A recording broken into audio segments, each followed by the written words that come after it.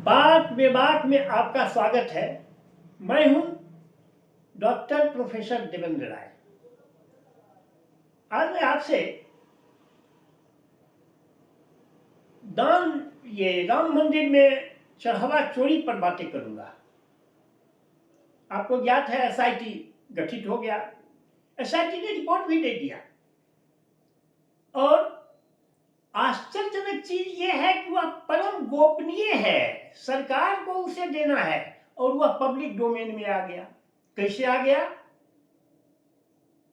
इससे बड़ा आश्चर्य क्या हो सकता है? जिस पर परम गोपनीय लिखा हुआ है उस पर सभी जगह चर्चा हो रही है, नेशनल मीडिया से लेकर सोशल मीडिया तक।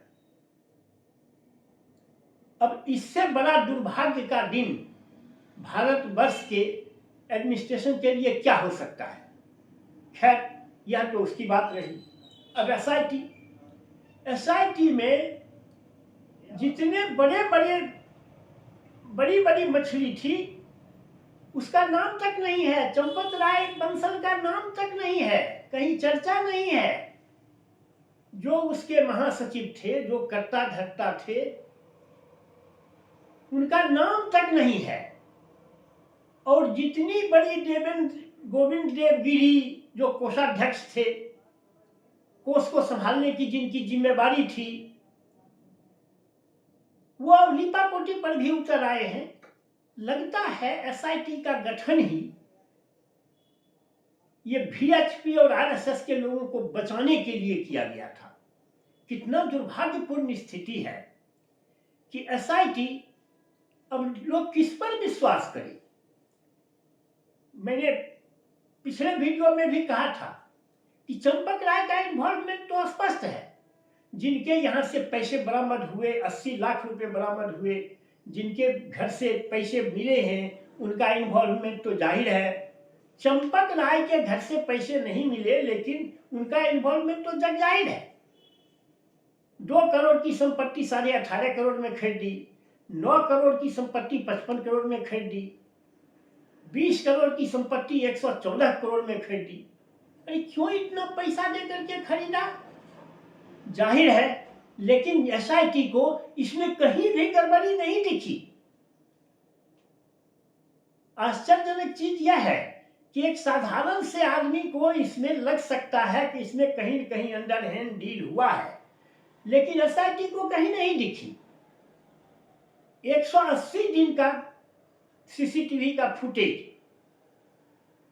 रखने को कहा गया था, जिसमें 45 दिन का मात्र फुटेज था और सारा सीसीटीवी का फुटेज गायब था। इसमें बड़े मछलियों का कोई इन्वॉल्वमेंट नहीं दिखा। टिन्नू यादव को बिना किसी लिखित आदेश के हुंडियों की चाबी दे दी गई। एसआईटी को इसमें कहीं भी ट्रस्ट बोर्ड के मेंबर की कमी नहीं दिखी। बाहर एसआईटी ठीक ही है।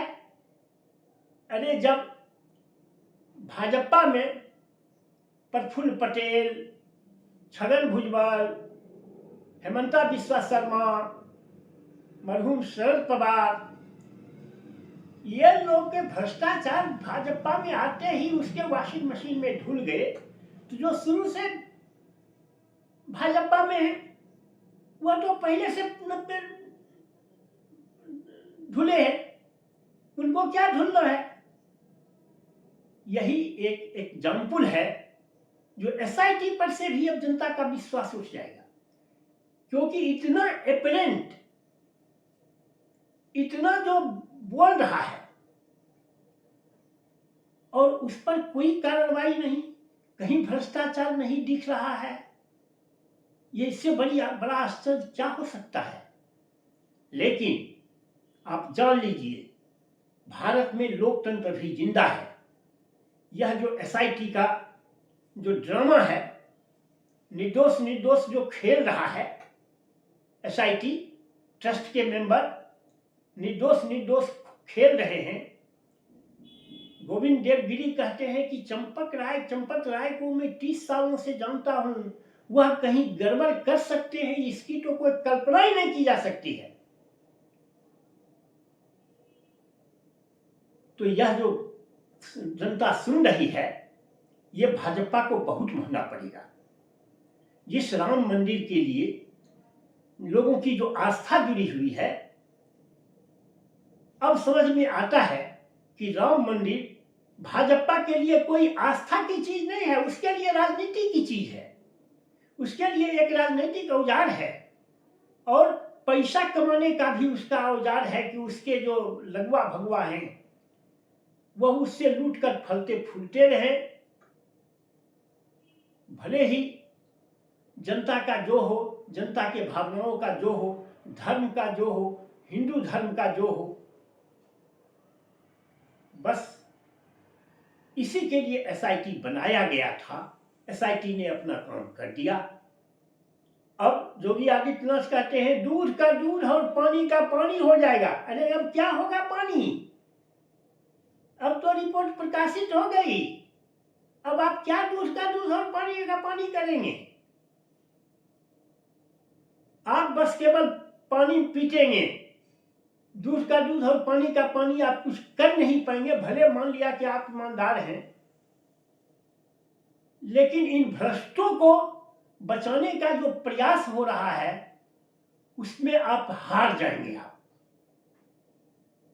और उन भ्रष्टों को आप माने they should not be brought to book, culprit should not be brought to book, वो नहीं, उसका नाम उजागर हो पाएगा। बस आज की वीडियो में इतना ही। अगर आपको मेरी बात पसंद आए तो इसे लाइक और सब्सक्राइब करें। Thank you very much.